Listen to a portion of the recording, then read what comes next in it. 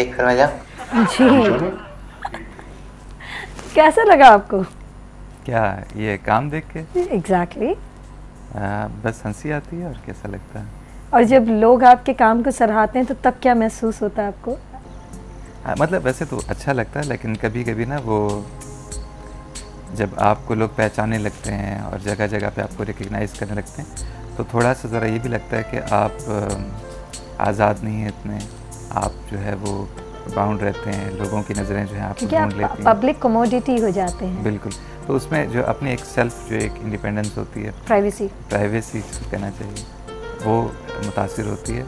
Otherwise एक natural सा वो है कि आपको दूसरी तरफ ये भी दिल चाहता है कि लोग आपको देखें भी।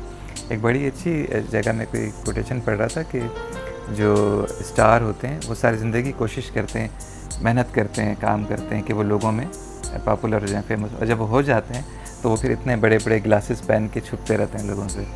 तो ये एक अजीब सा इंसान की उसमें एक फिनोमेना है कि एक तरफ तो वो चाहता भी है कि वो बहुत मशहूर हो जाए और लोग उसको देखें, और दूसरी तरफ से जब वो हो जाता है तो उससे बचना भी चाहता है।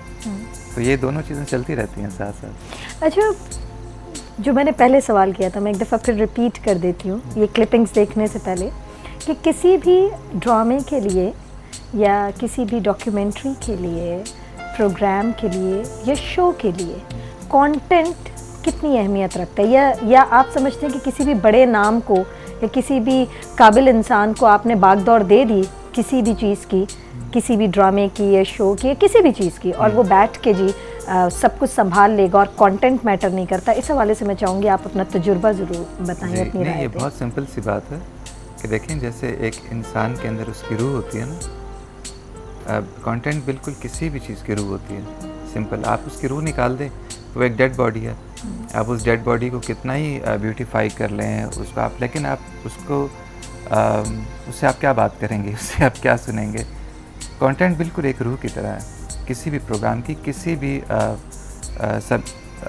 आपने कुछ लिखा हो उसमें तो आपका बेसिक, यानी उन अल्फाज के अंदर भी तो आपको एक कंटेंट चाहिए होता है ना।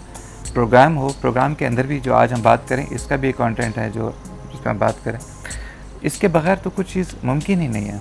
अब कंटेंट कितना अच्छा है या कितना कम अच्छा है या कितना बुरा है, वो प्रोग्राम, वो फिल्म, वो कोई थिएटर, कोई कहानी, उसी पे डिपेंड करती है।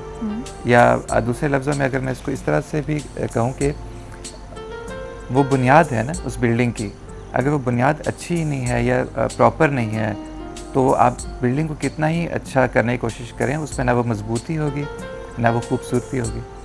तो कंटेंट की मैं शायद यही डेफिनेशन कर सकता हूँ। मतलब डेफिनेशन क्या, आपकी राय मैं यही चाह रही थी कि पता चले हमें। अच्छा, आप इदारे के साथ साथ इंसान के अपने भी कुछ शौक़ होते हैं, मशागिल होते हैं, घर के अलावा और इदारे के अलावा, अगर आपको टाइम मिल जाए और आपसे कोई पूछे कि जी आपके पास ये इतने घंटे रोज़ाना होंगे तो आप क्या करना चाहेंगे? सच बताऊँ? हकीकत है, सच ही बोलना है। मैं सोना चाहूँगा। मैं चाहूँगा कि मैं सो जाऊँ। पता नहीं क्यों ये मुझे अक्सर लोग कहते हैं यार तुम बहुत सुस्त हो, और मैं मानता भी हूँ इस चीज़ को। पता नहीं क्यों मेरी ना एक बचपन से हो रही है कि वैसे मैं फ़ोटोग्राफी भी करता हूँ, कभी कभी कुछ पेंट करने की कोशिश करता हूँ, फ्लूट बजाता हूँ, म्यूज़िक वगैरह सब, लेकिन जो मेरी हॉबी है ना जिसको कहते हैं कि मुझे बहुत, मेरा दिल चाहता है कि मेरे पास एक तकिया हो और एक चादर और मैं सो जाऊँ किसी कोने में, अगर मुझे बहुत सारा वक्त मिले तो। या मैं पढ़ने की कोशिश करता हूँ, कोई अच्छा सा नावल, कोई फिक्शन,